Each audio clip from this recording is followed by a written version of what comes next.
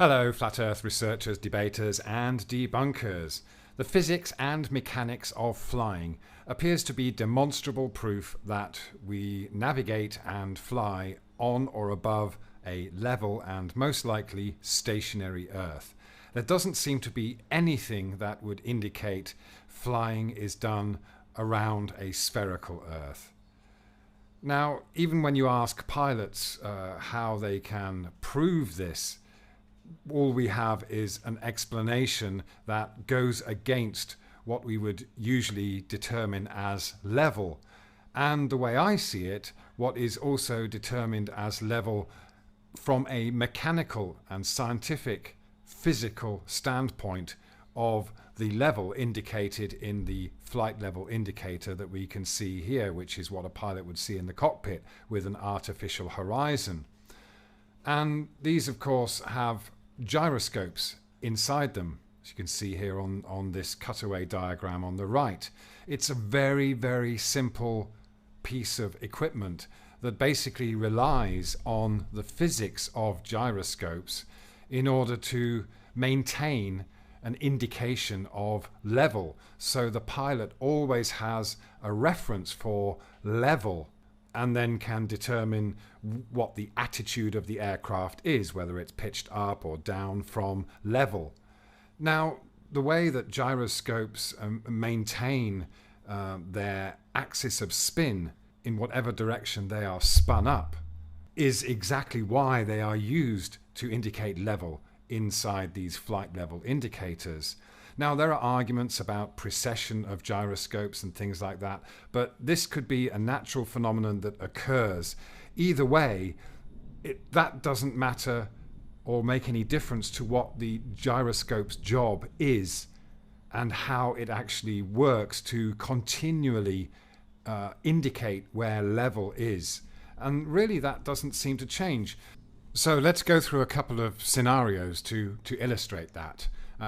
Remembering that this gyro in the flight level indicator is placed horizontally, and this is always the way that it will be spun up. So here we have the aircraft that is flying level on this red line. But let's change that a bit and keep this scenario in free space. There's no Earth to look at the moment. We're just going to look at what would determine the aircraft's level at any given point. So now we've just changed the orientation of the aircraft according to our point of view. For the aircraft in free space, then let's say that this is its designated level. And basically the flight level indicator and the gyroscope will be on this horizontal line that's not horizontal for us, but horizontal for the aircraft. It is the aircraft's level. So if the aircraft was at this attitude in free space, then the gyro would be spun up on this horizontal axis in relation to the aircraft itself without any relationship to the outside environment. And of course, the flight level indicator would read level. So from that point on, any change in pitch or attitude of the aircraft would change the reading on the flight level indicator as the gyro maintains its fixed plane of axis in space. Now, at the back of any globe Earth defender's mind are a few arguments relating to the physics of gyros, but they are contradictory. So first of all, we have this argument of precession, which gyros appear to exhibit. But I've seen examples of both.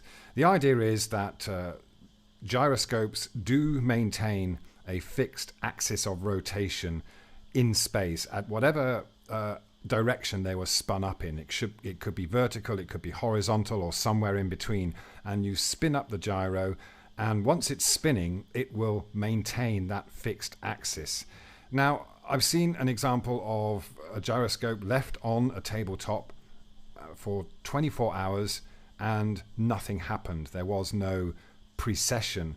But I've also seen videos in which someone spins up a gyroscope on an angle, and there is this precession which is assumed to be the rotation of the Earth, and the fact that the gyroscope is maintaining a fixed axis of rotation or spin in space, but because the Earth is rotating, then that axis appears to change to us watching it. But even so, what we have here is another claim that when an aircraft is flying above the surface of the Earth, it is following the curvature of the Earth because the axis of the gyro is this down direction perpendicular to the horizontal in this case because it's a flight level indicator. There are actually gyroscopes in other instruments that are of a vertical axis, and they of course relate to other aspects of the aircraft, especially in helicopters. But the argument often heard from globe Earth defenders and even pilots is that this direction of down for the gyroscope is determined by gravity, and that the aircraft follows this curve around the spherical Earth but maintains this indication of level on the flight level indicator because the downward direction of the gyroscope is always towards the center of the spherical Earth. But that's a direct contradiction with the real physics of the axis of spin remaining fixed in space. You see, you can't have this argument that the gyroscope remains fixed, regardless of whether there is any precession, which could be just a natural occurrence of a spinning gyro, not necessarily any assumed rotation of the Earth. Despite that, you have this contradictory argument that the gravity of the spherical Earth constantly pulls the gyro down. So that means that the gyro doesn't maintain a fixed axis of spin in space. So that explanation goes against the real physics and the real reason that gyroscopes are used in aircraft to determine level in the first place, regardless of any assumptions or descriptions or explanations of what's happening if and when a gyroscope precesses. Yeah? So it would be great to get some clarification from pilots collectively on what they can agree on or disagree with. Do you agree with this idea that a gyro does maintain a fixed axis of spin in space and therefore sometimes appears to precess? Or do you agree that the gravity of the spherical Earth in fact changes that axis of spin constantly, making it change from its original level? Which one is it? It can't be both. This is something that needs clarification and never comes because you just get a back and forth between these two arguments, and you end up with at least this admission that there is no way to determine that the direction of down has changed in any way from the departure to the destination. And of course you can do the mathematics to work out what the change in angle should be, and even if you travel 1,000 miles, there should be a huge difference in the direction of down. And if you've done what we've done here with this example, if you've ascertained your fixed level to begin with from the departure point, that will always be your reference point for the aircraft's level. So in this case, if we were on the side of the globe, we were coming down towards the equator somewhere, then this would be our fixed level from that departure point. And from then on, wherever the aircraft went, it would use that level as a reference, would it not? Given the physics of the gyroscope itself. I've done this experiment myself, traveling between Phuket, just above the equator, to the UK, stopping off in Dubai. We can have a look at that experiment now, and it just demonstrates that you I put the phone at whatever level you set the phone at, and then reset the level to be that orientation. It will then assume that whatever incline or decline you put it on is the phone's level. And so from then on, any change in level, even bringing it to natural level, will show a difference in the original level. So with that premise, the same premise that we have here, using the physics of gyroscopes, of course in a phone they're slightly different, but it works on the same principle. Again, you have the argument that down is only towards the center of a spherical Earth. That's not true, because you can set spirit level in a phone to be whatever level you want it to be to start with, and from then on any other change will register. And so no, level is not determined by gravity, it is determined by wherever you begin spinning up the gyro and determining the level from there on. Put it on the flat table. It believes that there's the bubble over there, and the roll is 20 and the pitch is 14 degrees. So the app now believes that the table is not flat because of being calibrated on the slope. You can see here that the bubble is way off on both of these, even though it is on the flat table. But when we put it back on the slope, it goes back to reading level on both of these. Okay, so this shows how the app can be programmed to determine what its original level is, and therefore read any changes in that level.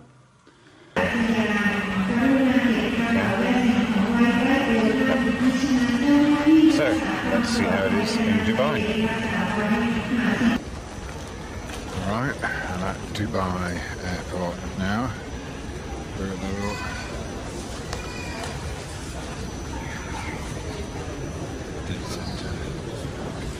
just arrived at Heathrow and put this baby on the floor.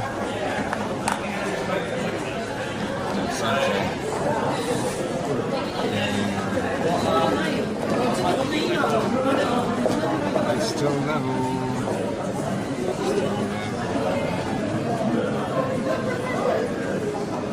Okay, here's the fact.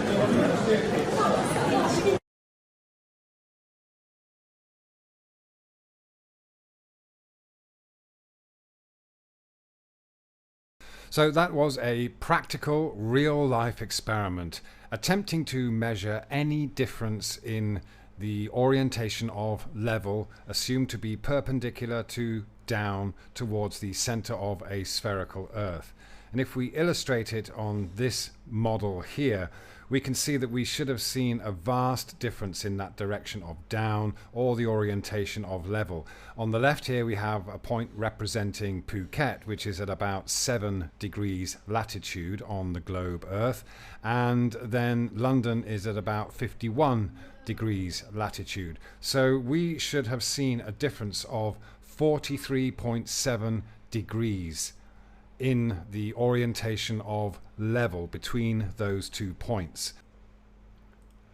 But contrary to the globe Earth model, the results we got from this experiment show us that we are flying above a level Earth, because we have the level of Phuket at latitude 7.8 established by the phone, and would have been established by the pilot when they spun up the gyros in the aircraft's instruments to establish level from the departure point. And then we have the aircraft going up to reach this level flight, and then eventually going down to London at latitude 51.5, 10,000 kilometers away from Phuket. But these two locations are on exactly the same horizontal level. And when we compare different parts of the flight, and the actual results that we got with the globe Earth model, we see even more contradictions. For example, we know that the aircraft would pitch up to gain altitude after leaving Phuket, and this would be indicated in the flight level indicator. The artificial horizon would drop because the aircraft is pitching up, and that of course is based on the level that was established in Phuket. No problem there. And then the pilot would level out the aircraft and maintain straight and level flight once they'd gained a cruising height. And of course there would be some pitching up and down of the aircraft's nose, but basically the flight path is straight and level, and this level is a parallel line to the level that was established in Phuket.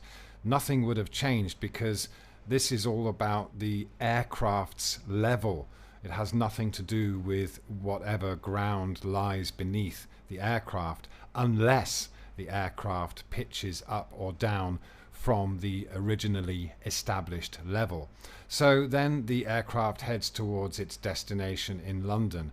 Now, in reality, the aircraft doesn't pitch down like this all the way to London, and that's an important point to keep in mind when we compare this flight path with a globe flight path, because in reality what the aircraft usually does is maintains a level attitude as it descends. The pilot reduces power and does other things to bring the aircraft down, but predominantly maintaining level. And again, that level is an internal reference for the aircraft that was established in Phuket. In our experiment and our measurements, nothing changed in the orientation of level between those two locations. But if we compare that with the globe Earth model and the kind of curved flight path that we can see represented by this green line, we see quite a few discrepancies. First of all, of course, in this illustration, Phuket is not the same level. It's on this side of the globe. Now, as we saw earlier, we could say that it doesn't matter where you are on the globe.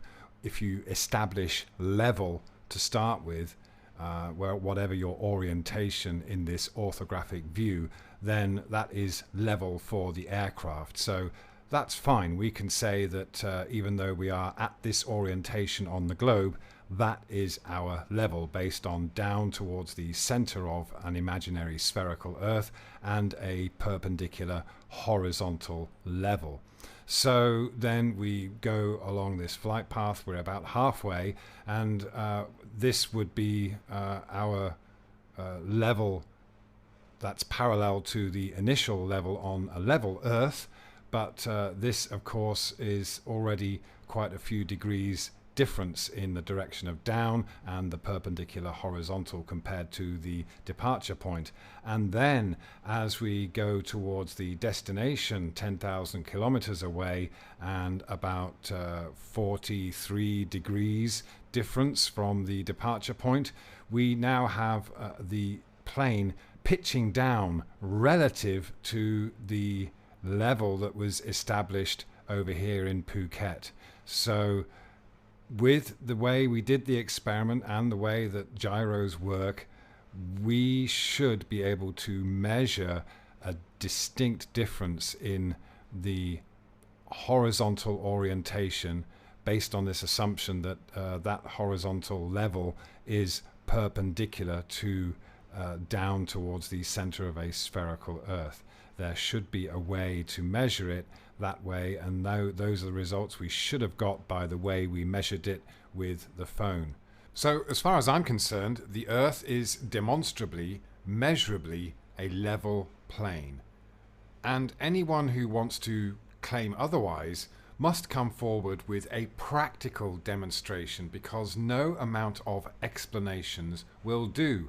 And we've seen already that the explanations that come contradict each other and do not fit with reality. So again, that question, get it straight in your mind. Which do you believe? Do you believe the real physics of gyros and that they remain on a fixed axis of rotation once they have been spun up?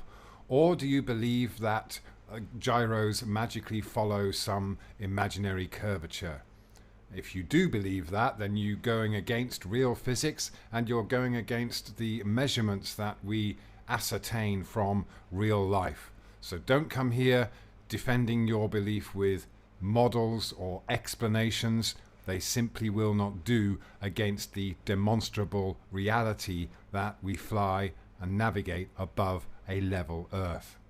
It doesn't matter whether you talk about maps and models just because you have different latitudes and that you can place them on a spherical map. It means nothing compared to the reality of the situation, where level does not change from one point to another, no matter how far away they are from each other. You'll feel free to try and prove me wrong, but do it with a practical demonstration in real life. Thank you very much. Click subscribe and the bell icon if you'd like to receive notifications of new videos from Phuket Word.